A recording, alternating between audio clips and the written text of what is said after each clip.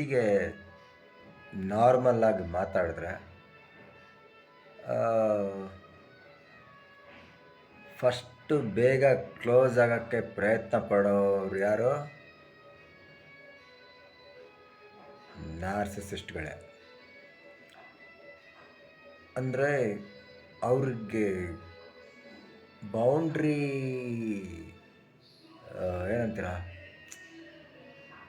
ನಾವು ಅಟೆನ್ಷನ್ ಕೊಡಲಿಲ್ಲ ಅಂದರೆ ಮತ್ತೆ ಮತ್ತೆ ಬರ್ತಾರೆ. ಒಟ್ಟು ಅವರಿಗೆ ಏಜು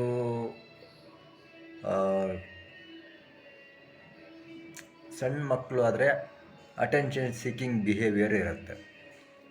ಆದರೆ 30 ವರ್ಷ ಮೇಲೆ ಆಗಿರೋ